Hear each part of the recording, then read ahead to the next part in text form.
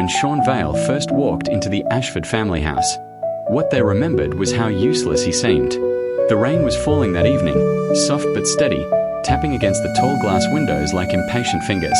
Inside the mansion, laughter echoed from the dining hall, rich, careless laughter that had nothing to do with him. Shawn stood near the doorway, holding a cheap umbrella that dripped water onto the marble floor. His clothes were plain, slightly worn, and completely out of place among the shining luxury around him. He didn't belong there. Everyone knew it. "Why is he just standing there?" someone whispered.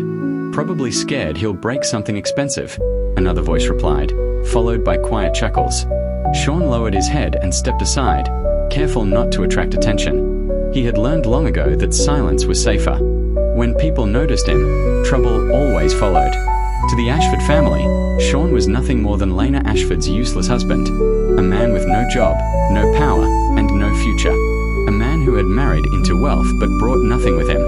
What they didn't know was that Shawn had once held the fate of thousands in his hands. But that life was buried deep, locked behind years of pain, blood, and loss. And tonight, it was going to stir. 3 years earlier, Shawn Vale had disappeared. Not from the city, not from the country, but from the world that mattered. One day, his name vanished from records. The next, his face faded from headlines. People who once feared his arrival began to sleep peacefully again. The Forgotten Commander. That was the name whispered on battlefields far from the city lights. A man who led from the front, whose presence alone could turn defeat into victory. He wasn't cruel, but he was unstoppable. Loyal, strategic, deadly when forced. Then one day, he laid down his weapons and walked away. No one understood why. Shawn never explained. Now, he was back in a different kind of war. A quiet one, but a cruel one. "Shawn, are you deaf?" The sharp voice cut through his thoughts. Madame Evelyn Ashford stood near the head of the dining table, her expensive jewelry glittering under the lights. Her eyes were cold, calculating, filled with clear dislike. "Yes, mother," Shawn replied softly, stepping forward. "Why is dinner not served yet?" she snapped. "Do you think this is a hotel?" Shawn bowed his head slightly. "I'll bring it right away." He moved quickly toward the kitchen, ignoring the smirks aimed his way. To them, he wasn't a son-in-law. He was a servant who ate their food. Only one person at the table didn't laugh. Lena Ashford.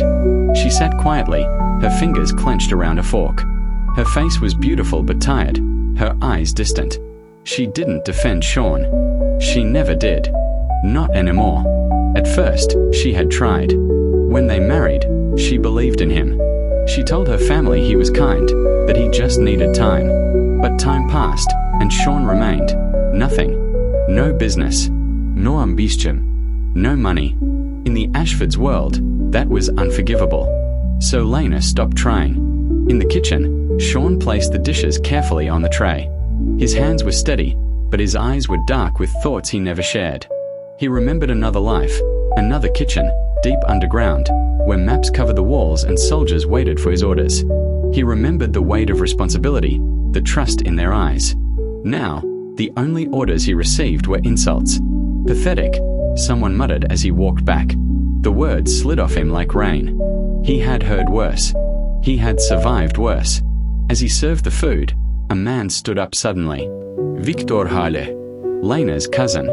Young, handsome, and dressed in a tailored suit that screamed success. He had recently returned from overseas with rumors of major investments and powerful connections. The Ashfords adored him. "Let's make a toast," Victor said loudly, lifting his glass. "To the future of the Ashford family." Cheers erupted. Victor's eyes shifted toward Shawn, and a slow smile formed. And of course, to family, even those who contribute in their own small ways. Laughter filled the room. Shawn kept his head down. But Victor wasn't done. "Cousin Lena," Victor continued, "you're too talented to be tied down like this. You could have married anyone. A leader. A king. Instead," he glanced at Shawn, "you married a shadow." The word stung. Lena's fingers tightened. She looked up briefly, just for a second, and their eyes met. Shawn saw regret. Not love, not anger. Just regret. That hurt more than any insult. Later that night, Shawn stood alone on the balcony. The city stretched out before him, bright and alive, unaware of the quiet storm building inside one forgotten man. His phone buzzed. Once, twice. He frowned and checked the screen. Unknown number. He hesitated, then answered. "Speak," he said quietly. The voice on the other end was calm, respectful, familiar. "Commander," the voice said. "We found them." Shawn closed his eyes. "I told you not to call me that," he replied. A pause. "Forgive me," the voice said, "but the world is moving again. Old enemies are rising, and they're looking for you." The wind picked up, tugging at Shawn's coat. "I'm done with that life," he said. "They don't believe that," the voice replied. "They've already made a move." Shawn's eyes snapped open. "Where?" A name was spoken, the same name written on the gate behind him. Ashford's silence followed. Shawn's grip tightened around the phone. "They crossed the line," he said softly. "Yes," the voice agreed. "What are your orders?" For a long moment, Shawn said nothing. He thought of the laughter, the insults, Lena's tired eyes, the family that treated him like dirt. He thought of the men who once stood behind him without question, the general who had been buried. A stirred. "Stay hidden," Shawn finally said. "Watch them. Do not act unless I command it." "Understood." The call ended. Shawn looked back at the glowing mansion behind him. A slow, dangerous calm settled over his face. "They think I'm weak," he whispered to himself. "That's fine." He turned toward the darkness beyond the balcony. "I'll let them keep believing that, for now." Far away, forces long thought silent began to move, and the world that forgot Shawn Vale was about to remember him. Morning came quietly to the Ashford mansion. Sunlight poured through the tall windows, touching the polished floors and expensive furniture, but none of it reached Shawn Vale. He was already awake, seated on the edge of the narrow bed in the small guest room he had been given. It was called a guest room, but everyone knew it was his place, far from the master bedroom, far from Lena. He stared at his hands. They looked ordinary. No scars showed unless you knew where to look. No sign of the strength they once carried. Anyone who saw him now would think he was harmless. That was exactly how Shawn wanted it. A knock came at the door, sharp and impatient. "Shawn," a maid called. "Madam Evelyn wants you downstairs. Now." Shawn stood up calmly. "I'm coming." As the footsteps moved away, his eyes hardened for just a moment. Last night's call still echoed in his mind. Old enemies, new movements, the Ashfords being watched. They had been dragged into a storm they didn't even know existed. And if Shawn wasn't careful, they would be crushed by it. Downstairs, the dining room was already full. Madam Evelyn sat at the head of the table, dressed elegantly as always. Victor Hale stood nearby, sipping coffee like he owned the place. Several other family members chatted loudly, discussing deals, parties, and money. When Shawn walked in, the room went quiet for half a second. Then the noise returned, as if he were invisible. "Ah, you're finally here," Madam Evelyn said without looking at him. "Sit." Shawn took the seat farthest from her. Victor smiled faintly. "Busy night, cousin-in-law. You look tired." "I slept well," Shawn replied. Victor raised an eyebrow. "Really? I hear useless people usually sleep all day." A few people laughed. Shawn didn't react. Madam Evelyn placed her cup down. "Enough jokes. We have real matters to discuss." She turned toward Lena, who had just entered the room. Lena looked pale, her eyes tired. She took a seat beside Shawn, but there was space between them. Too much space. "Lena," Madam Evelyn said, "Victor has brought a wonderful opportunity. A partnership. One that could lift our family higher than ever." Victor nodded. "A powerful group from the north is interested in investing. But they're cautious. They only work with families who are united." His eyes drifted to Shawn.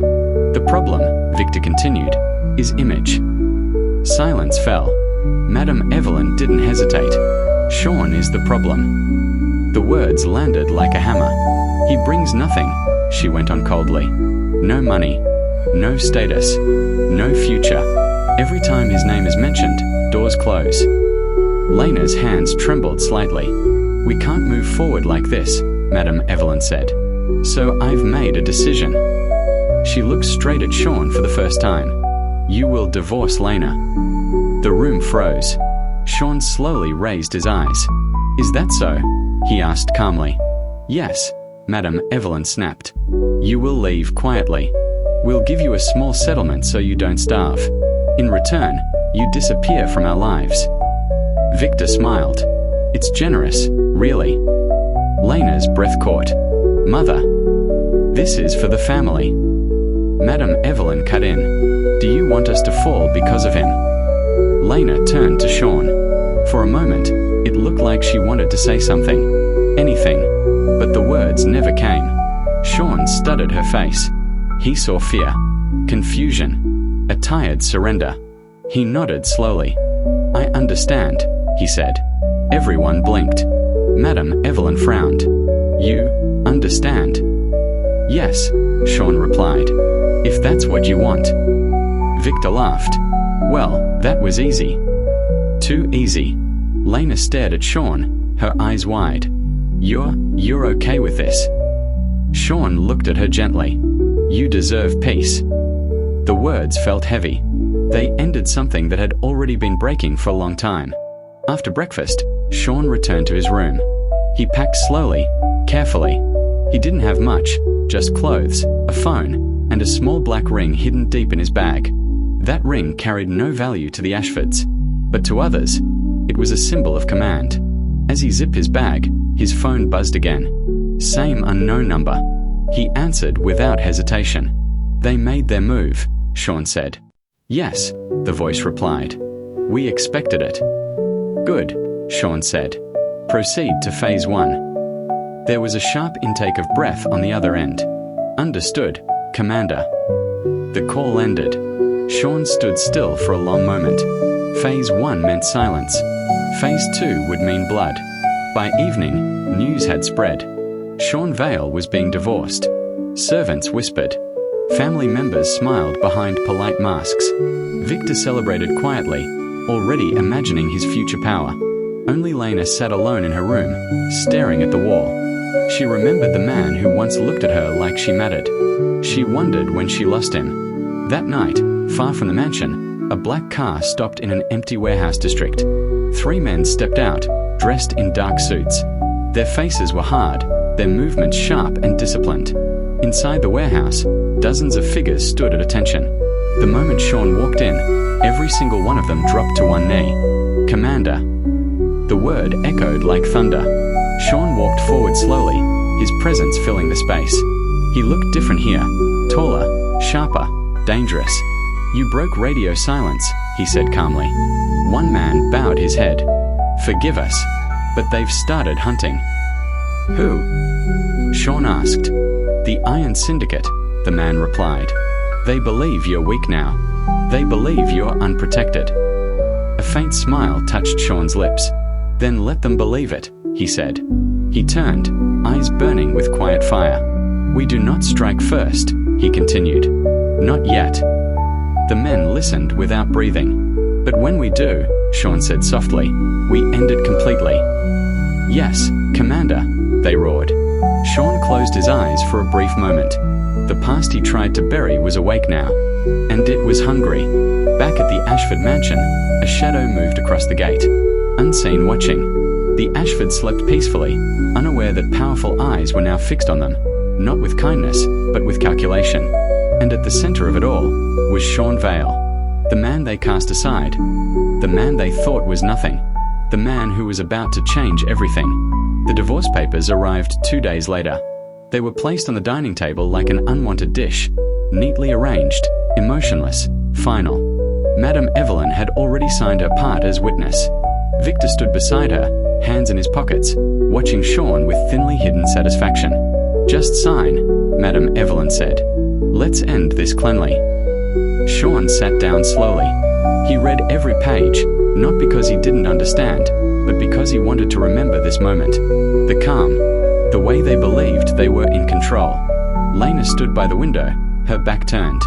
The morning light framed her figure, but her shoulders were tense. Shawn picked up the pen.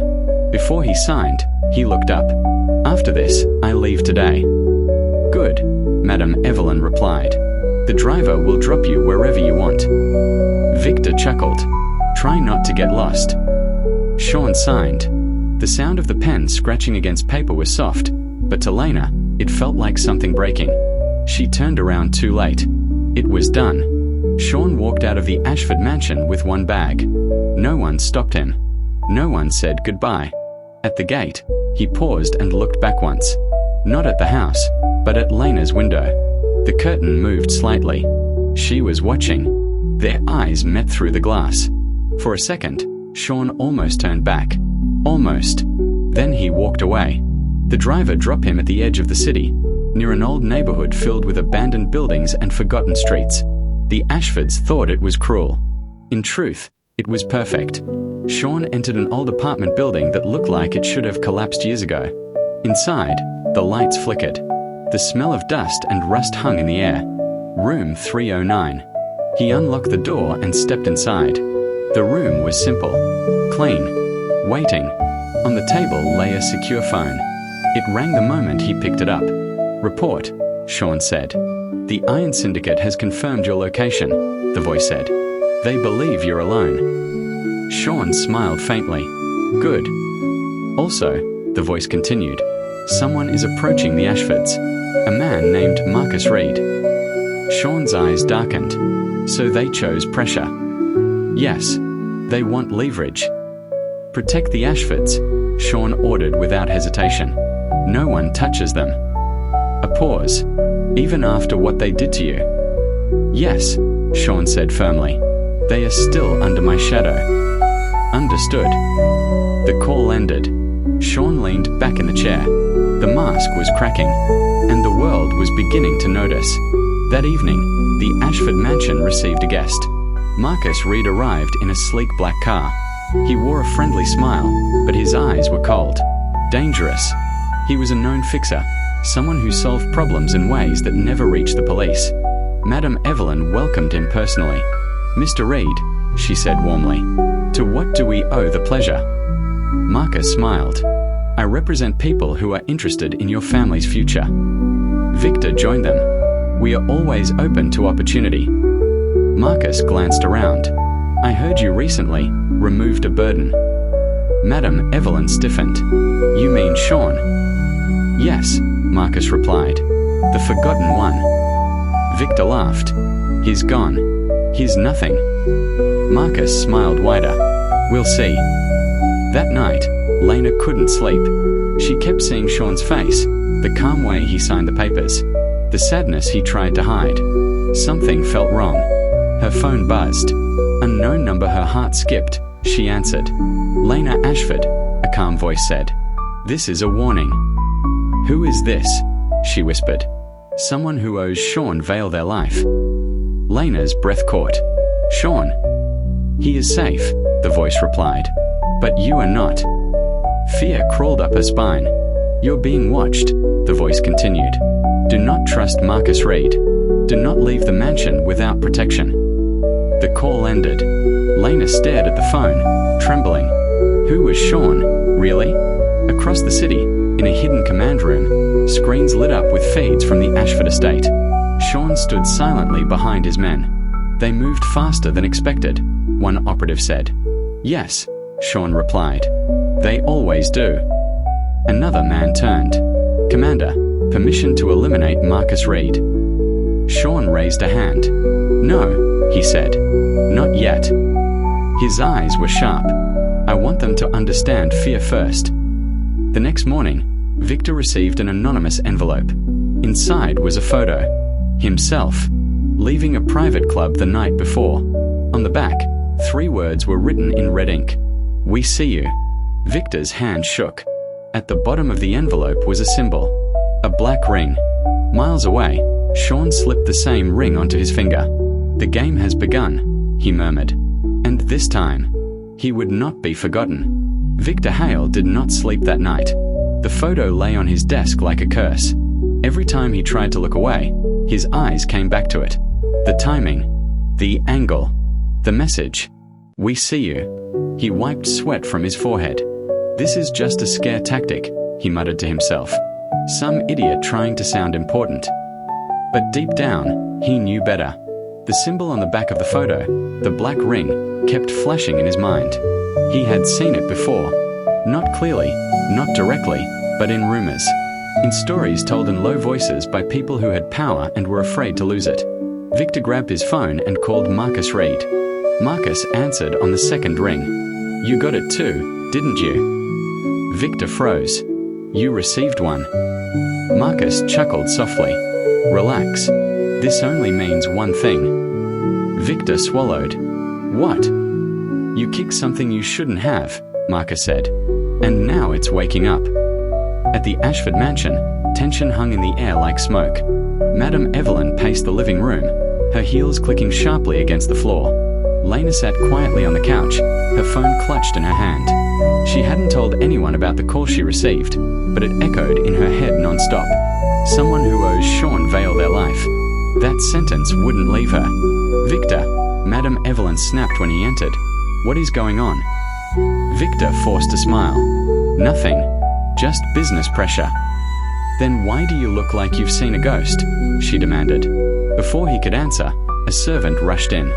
Madam, there are men outside. Everyone turned. What men? Evelyn asked. They didn't give names, the servant said nervously. But they asked if the Ashfords were under protection. The room went silent. Victor's heart dropped. Outside the gates, 3 black vehicles stood perfectly aligned. Men in dark suits waited calmly, hands visible, movements controlled. They didn't look like thugs. They looked like soldiers. The head guard of the mansion approached cautiously. State your business. One man stepped forward. The Ashford family is under temporary protection, he said calmly. This is not a request. The guard stiffened. Under whose authority? The man held up his hand. On his finger was a black ring. Under his. Lena watched from the window. Her breath caught. She didn't know why, but she knew. Shawn. Across the city, Shawn stood in his apartment, watching the same scene unfold on a screen. His face was calm, but his eyes were cold. They're scared now, one of his men said quietly. They should be, Shawn replied. Another operative turned. Marcus Reed is making calls. He's trying to trace us. Let him, Shawn said. Every call he makes exposes him. He folded his arms. I want pressure, not chaos, he continued. We are not monsters. We are a reminder. Yes, Commander. Shawn's gaze lingered on Lena's image on the screen. For a brief moment, his expression softened. She didn't deserve this, he said quietly. That evening, Marcus Reed met Victor in a private room above a casino. This is bigger than we thought, Victor said, pacing. Those men, they weren't bluffing. Marcus leaned back in his chair. I know. Then who is he? Victor asked. Who is Shawn Vale? Marcus stared at the table. There was a man, he said slowly, who disappeared years ago. A leader without a flag. A general without a country. Victor's blood ran cold.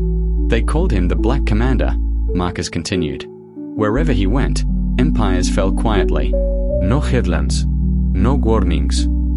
Victor's voice shook. You're saying, that useless man? Marcus nodded.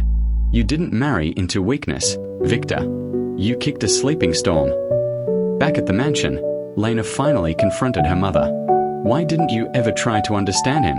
She asked quietly. Madame Evelyn scoffed. Understand what? His failure. He was never weak, Lena said. You just never looked. Madame Evelyn turned sharply. Don't start this. Lena stood up, tears in her eyes. He protected us, even when you threw him away. Madame Evelyn froze. What do you mean? Before Lena could answer, the lights flickered, then went out. Screams echoed through the mansion. Emergency lights snapped on seconds later. Outside, the black vehicles were gone. No trace. No sound. Only a message left on the gate. You are under my shadow. Shawn watched the feed go dark. Phase 1 is complete, he said. And Phase 2? an operative asked. Shawn slipped the black ring off his finger and placed it on the table. Now, he said calmly, we reveal just enough truth to break them. He turned toward the window, city lights glowing below. They wanted me gone, he murmured. So I left. His eyes hardened, but they forgot something. He smiled faintly. I always come back. The city did not sleep that night. Somewhere between the glowing towers and the dark alleys, fear moved quietly from one powerful home to another. Phones rang and went unanswered. Meetings were cancelled without explanation. Men who once laughed loudly now spoke in whispers, all because of one name, Shawn Vale. But most of them didn't know the name yet. They only knew the shadow. At the Ashford mansion, the night felt longer than it ever had before. Madame Evelyn sat stiffly in the living room, her hands clenched tightly in her lap. The words on the gate replayed in her mind again and again. You are under my shadow. She had built her life on control, on reputation, on power that came from knowing the right people and cutting off the wrong ones. For the first time in decades, she felt powerless. Victor paced near the window, his phone pressed to his ear for the 10th time. No, he snapped. I don't care what it costs. Find out who's behind this. He pulled the phone away and stared at the dark screen. Nothing. No answers. No comfort. Lena stood quietly near the stairs, watching them both. Her heart felt heavy, but somewhere deep inside, something else stirred. A strange sense of safety. She remembered the calm in Shawn's eyes, the way he never raised his voice, the way he endured every insult without breaking. At the time, she thought it was weakness. Now, she wasn't so sure. Miles away, in an underground command center hidden beneath an abandoned factory, Shawn Vale stood in silence. Large screens surrounded him, each one showing a different location. The Ashford Mansion, Marcus Reed's casino, several corporate buildings, ports, airports, every place that mattered. Men and women moved around him with quiet precision. They spoke only when needed.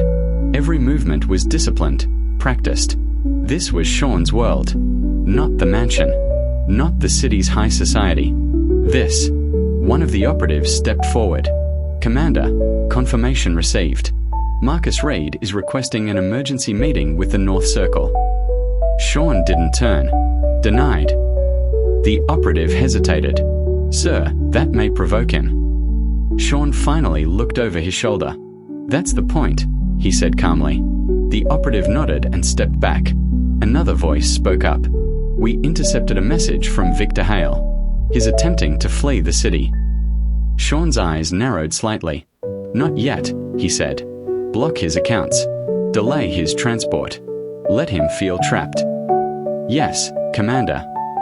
Shawn folded his arms and stared at the screen showing the Ashford mansion. She still hasn't told them, he murmured. One of his men followed his gaze. Lena Ashford. Yes. Do you want us to speak to her again? Shawn shook his head. No. She must choose on her own. He turned away. People only see the truth when they're ready to lose everything, he added quietly. Marcus Reed was not calm. The casino room felt too small, the air too thick. He loosened his tie and poured himself a drink, though his hand shook slightly as he lifted the glass. The North Circle had ignored his call. That alone was terrifying. His phone buzzed. A message. You should have walked away. Marcus slammed the glass against the wall. Damn it. He paced the room, mind racing. Shawn Vale. The name burned in his thoughts. He had heard the stories years ago, back when power shifted in silence and wars were won without news coverage. A commander who didn't rule territory, but influence. A man who didn't threaten. He warned. Marcus picked up his phone again and dialed a private number. Activate all defenses, he said the moment the call connected. Double security. No one enters without my approval. A pause. Yes, Marcus continued. I know who he is. Another pause. No, he said quietly. I don't think that will be enough. The next morning, the Ashford family gathered in the dining room. No laughter, no chatter, just quiet tension. Madame Evelyn finally broke the silence. This ends today, she said firmly. We will confront this situation directly. Victor stiffened. How? We find Shawn, she replied. And we talk. Lena looked up sharply. Talk? Victor scoffed. You think he wants to talk? Madame Evelyn's lips tightened. Whether he does or not, we must face him.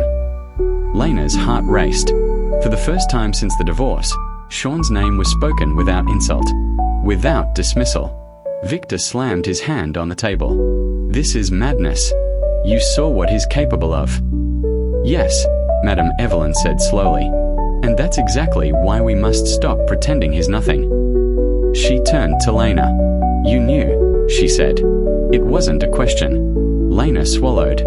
I didn't know everything, but I knew he wasn't ordinary. Madame Evelyn closed her eyes briefly. For the first time, regret crept into her voice. We were blind, she said. At the same moment, Shawn received another report. Commander, an operative said, the Ashfords are requesting a meeting.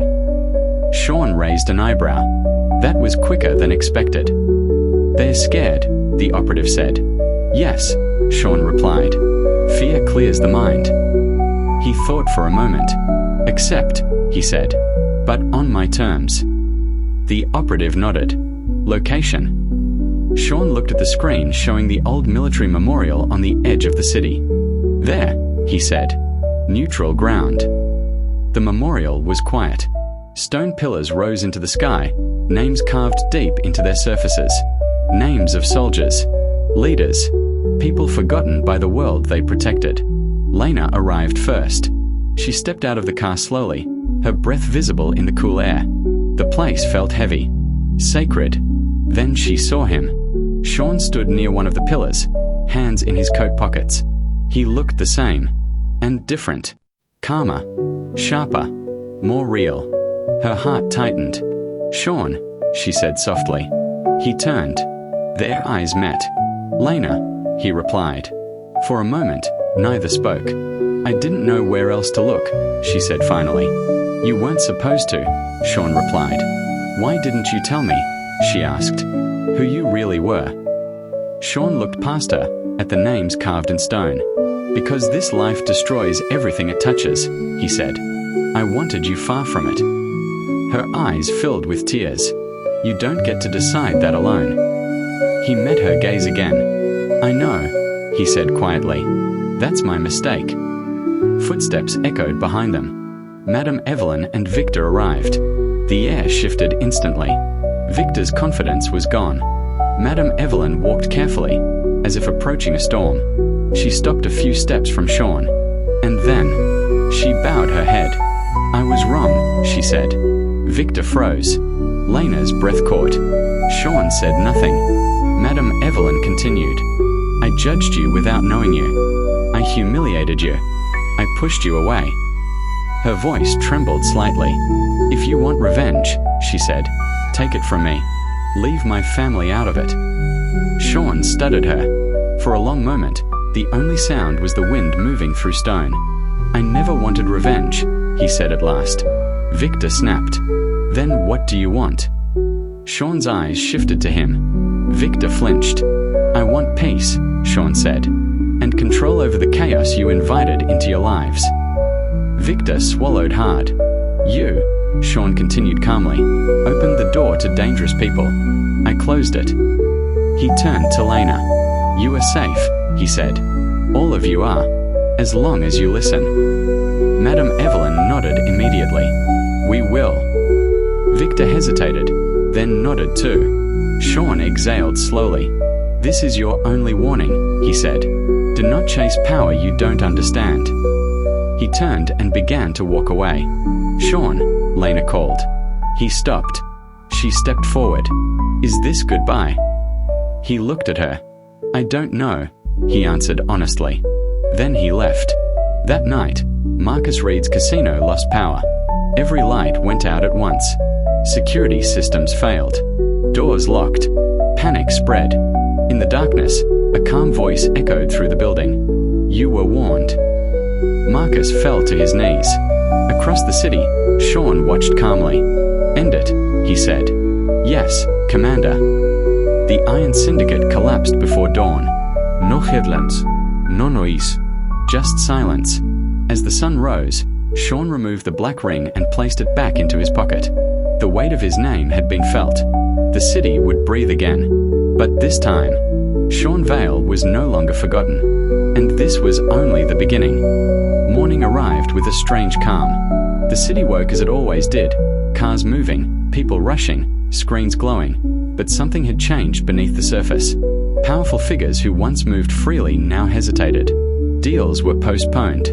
Threats were swallowed before they left the mouth. No one said his name out loud. But everyone felt it. At the Ashford mansion, sunlight filled the living room, yet the house felt colder than ever. Madame Evelyn sat alone, staring at her hands.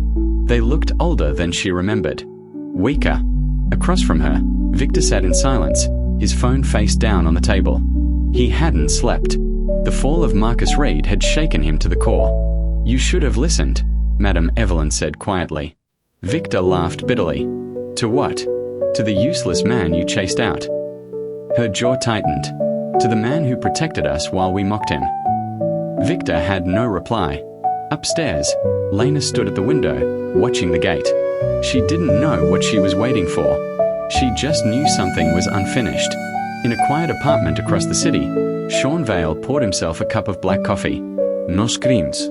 No aperitifs. No commands. Just silence. This was the part he hated most. When the war ended and memories returned, his phone buzzed once. A secure message. All objectives complete. No further threats detected. Shawn stared at the screen for a long moment, then typed a short reply. Stand down. Maintain distance. He placed the phone aside. For the first time in years, he had nothing to do. And that scared him more than any enemy. Later that day, Shawn visited a place he hadn't seen in a long time. A small cemetery on the edge of the city. No guards. No protection. Just stone and memory. He stopped before one grave. No title. No rank. Just a name. Elias Vale. His brother. Shawn knelt slowly. "I kept my promise," he said softly. "They're safe." The wind stirred. Shawn closed his eyes. "I tried to walk away," he continued, "but the world wouldn't let me." He placed the black ring at the base of the stone. "I don't know how much longer I can keep doing this," he admitted. For the first time since his return, Shawn felt tired. That evening, Lena made a decision. She didn't tell her mother. She didn't tell Victor. She packed a small bag and left the mansion quietly. The driver looked nervous. "Where to, Miss Ashford?" She hesitated. Then she said, "Take me to Shawn Vale." The driver swallowed hard, but nodded. When Shawn returned to his apartment, the lights were on. He stopped. His instincts sharpened. Someone was inside. He stepped in silently. "Shawn," a familiar voice said. He froze. Lena stood in the middle of the room. Their eyes met. "You shouldn't be here," he said. "I know," she replied, "but I couldn't stay there." Silence stretched between them. "I thought you hated me," she said quietly. Shawn shook his head. "I never hated you." "Then why did you leave?" she asked, tears forming. "Why did you let them treat you like nothing?" Shawn looked away. "Because loving you," he said slowly, "was the only normal thing I had left." Her breath caught, and I was afraid I'd destroy it. Lena stepped closer. "You don't get to decide that alone." She had said the same words before. This time, he didn't argue. A soft knock came at the door. Shawn's body tensed instantly. He moved in front of Lena without thinking. The knock came again. Shawn opened the door slightly. A man stood there in a dark coat. Older. Scarred. Familiar.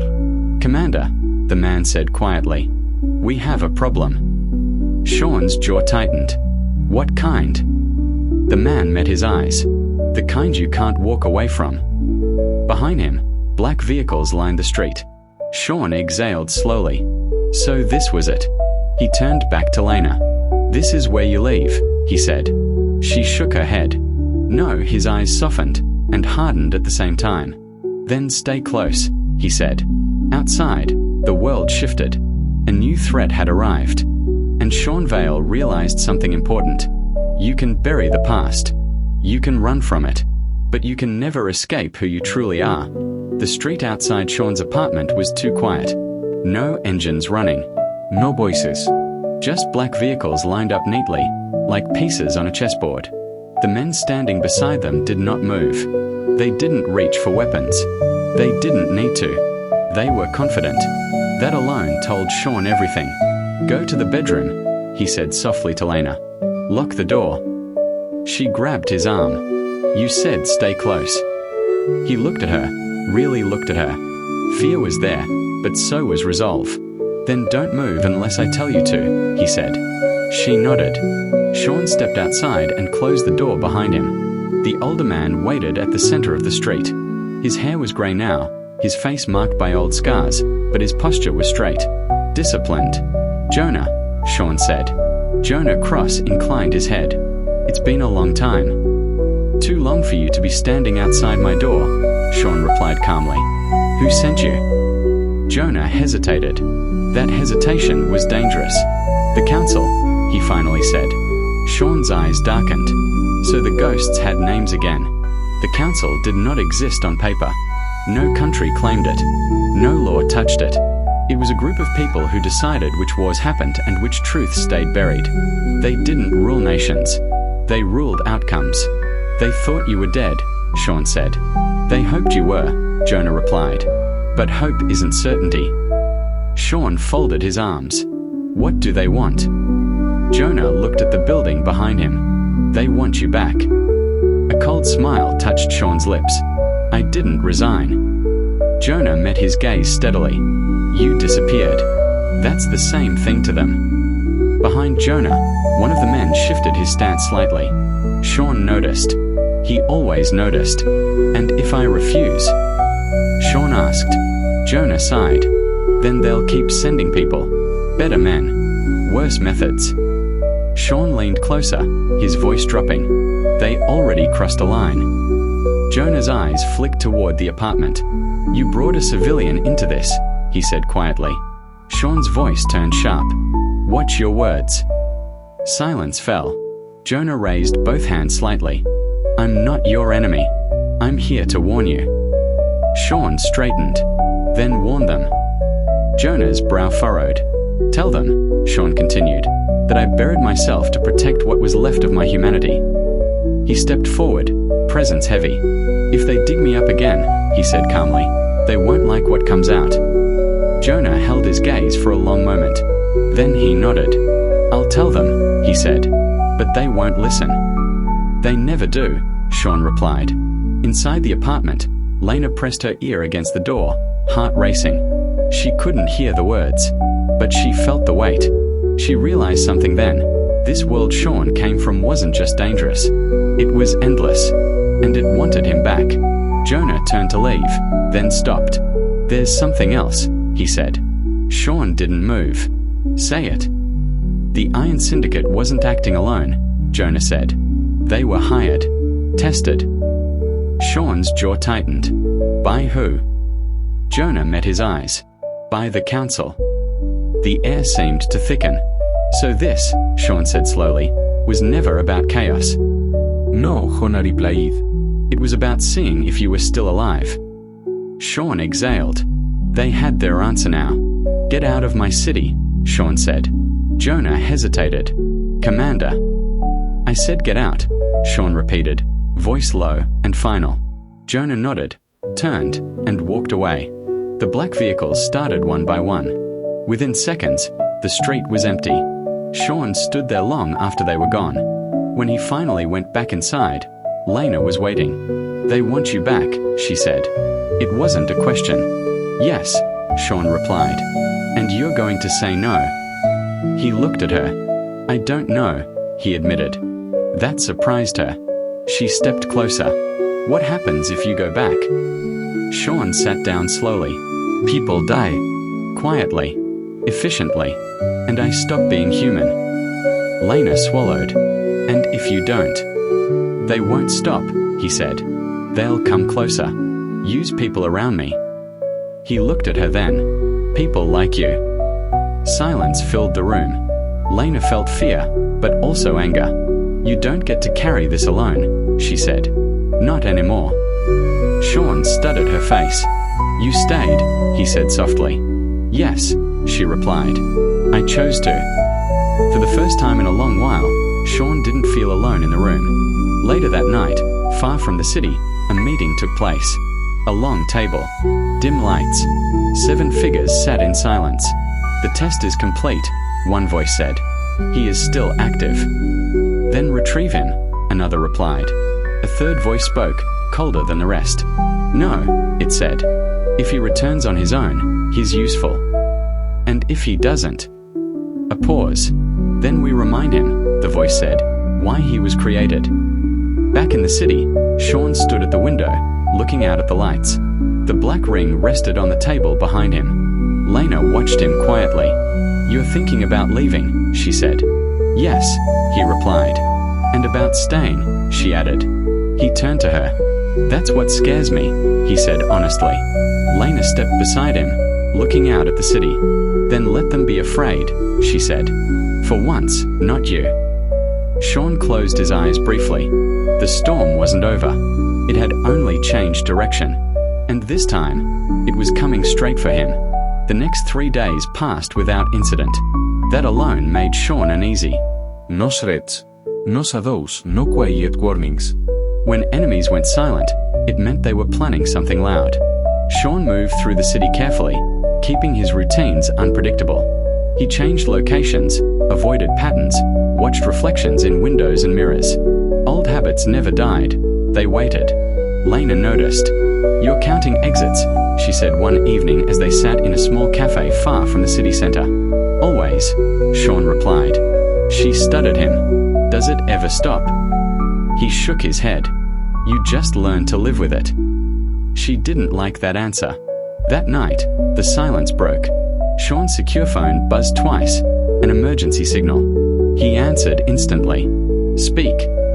The council has activated a proxy unit, the voice on the other end said. Codename, Hounds. Shawn's eyes hardened. How many? 5 teams. Highly trained. No digital trail. They're already inside the city. Lena saw his expression change. They're not here to talk, Shawn said quietly. Commander, the voice continued. Orders. Shawn hesitated. For the first time since disappearing, he didn't answer immediately. He looked at Lena, at the normal life he had almost tasted. Then he closed his eyes. Evacuate civilians in their projected zones, he said finally, and keep my name out of it. There was a pause. And engagement rules. Shawn's voice was calm, but final. If they cross my line, he said, they don't walk away. The first sign came before dawn. A warehouse on the east side exploded. Clean, precise, controlled. No casualties. Just a message. Across the broken concrete, spray painted in white. Come back. Lena watched the news footage in silence. They're baiting you, she said. Yes, Shawn replied. And I'm done being hunted. He stood up and reached for the black ring. Lena's breath caught. You said wearing that changes you. It reminds me, he corrected, of who I am when I stop pretending. She stepped closer. Then promise me something. He looked at her. Promise you won't disappear again. Shawn held her gaze for a long moment. I can't promise that, he said honestly. She nodded, fighting tears. Then promise you'll come back. He slipped the ring onto his finger. That, he said softly, I can promise. By nightfall, the city felt different. Power grids flickered. Traffic systems glitched. Security networks went dark one by one. Someone was dismantling the city's defenses. Quietly, efficiently, the hounds were moving. So was Shawn. On a rooftop overlooking the financial district, 5 figures stood in formation. Black armor. No insignia. No hesitation. They say he's close, one of them said. Another adjusted his weapon. Good. I want to see if the legend lives. A calm voice answered from behind them. He does, Shawn said. Just not often. They turned. Too late. The night erupted into motion. Shawn moved like memory itself. Fast, precise, unstoppable. He didn't waste strength. He didn't waste words. Each strike ended a threat before it fully formed. Minutes later, only one hound remained, pinned to the concrete, alive, barely. "Tell the council," Shawn said calmly, crouching beside him, "that I drew a line." The man coughed. "You can't win." Shawn leaned closer. "I don't need to." He stood and walked away. By morning, the message had reached them. 5 teams entered the city. 1 crawled out. The council was silent again. But this time, it wasn't confidence. It was caution. Lena found Shawn on the balcony at sunrise. "You crossed the line," she said softly. "No," he replied. "I marked it." She stepped beside him. "What happens now?" Shawn looked at the waking city. "Now," he said, "they decide whether they want a war or a memory." He took off the ring and closed his hand around it. "This city is mine," he added quietly. "Not to rule, but to protect." Lena leaned her head against his shoulder. For the first time, the storm didn't feel endless. It felt contained. But far away, in a room without windows, 7 figures watched the same sunrise on a screen. "He's chosen," one of them said. "Yes," another replied. "And that makes him dangerous." A third voice spoke, cold and certain. "Then we take what he still cares about." The screen went dark, and the calm shattered. The call came at 2:17 a.m. Shawn was awake before the phone vibrated. That was the first warning. He answered without speaking. On the other end, there was no voice, only breathing. Slow, deliberate, controlled. "Put him on," Shawn said calmly. A pause, then a sound, fabric shifting, a muffled struggle, a sharp intake of breath. "Shawn." Lena's voice. Faint, panicked. The world narrowed to a single point. Every sound in the room disappeared except her breathing. "Where is she?" Shawn asked, his voice terrifyingly steady. A different voice came on, distorted, mechanical. "You drew a line," the voice said. "We crossed it." Shawn closed his eyes. So this was their answer. "You want me," he said. "This doesn't involve her." A soft laugh crackled through the speaker. "Everything you care about involves her." The line went dead. Shawn stood perfectly still for 3 full seconds. Then the room exploded into motion. He grabbed the secure phone, fingers flying across the screen. "Full activation," he said. "Now." Lights snapped on across the apartment. Screens flared to life. Voices filled the room, focused, sharp, afraid. "Commander, we lost Lena's signal 15 minutes ago," one operative said. No cameras. No witnesses. "They were clean," another added. "Professional extraction." Shawn's jaw tightened. "Lock down all exits," he ordered. "Airports, ports, private strips. I want every unregistered movement flagged." "Yes, Commander." Shawn pulled on his coat, slipped the black ring onto his finger, and turned toward the door. "They wanted me back," he said coldly. "Now they have my attention." 3 hours earlier, Lena had been walking home alone. That was her mistake. The street was quiet, well-lit, familiar. She had walked it dozens of times. Her phone buzzed in her hand, Shawn's name on the screen. She smiled. Then the lights went out. Not one, all of them. A soft thud behind her. She turned, and the world went black. Shawn stood in the command center, staring at a map of the city lit with red points. "They knew her route," he said. "Yes," an operative replied. "Which means they've been watching longer than we thought." "They used her," Shawn said softly, "to move me." "Commander," another voice cut in, tense. "We have an incoming transmission." "Patch it through." A screen flickered to life.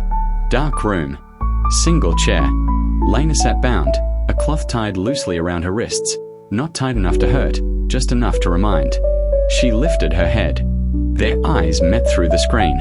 "Shawn," she whispered. "I'm here," he said immediately. Her eyes filled with tears, but she didn't cry. "You told me to stay close," she said. His chest tightened. "I failed you," he replied. The camera shifted. A man stepped into frame. Tall, clean cut, No mask. You didn't fail, the man said calmly. You hesitated. Shawn stared at him. I don't know you, he said. The man smiled. You trained me. Silence crashed through the room. Shawn's eyes sharpened. Eli, he said. The name tasted like ash. I was hoping you'd remember, Eli replied.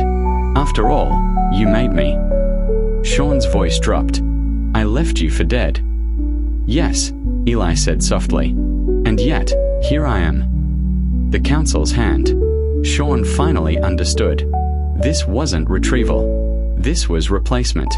You hurt her, Shawn said quietly, and you die. Eli laughed. No.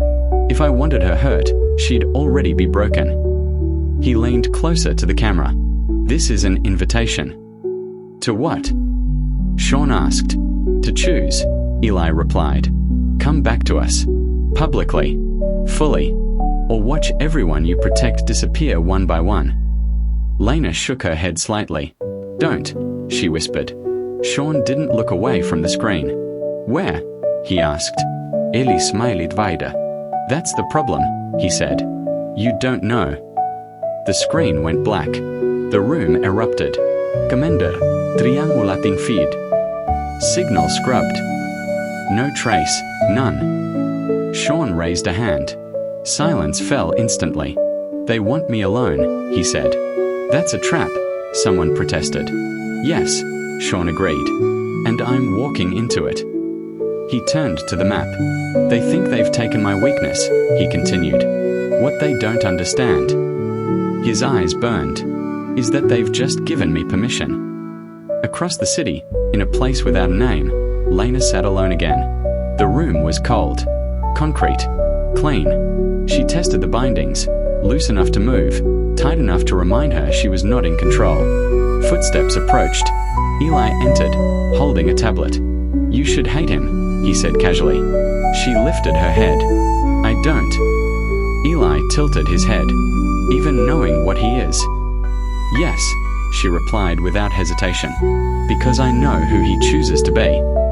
Eli's smile faded, for just a moment. You think he'll save you, he said. I know he will, Lena replied.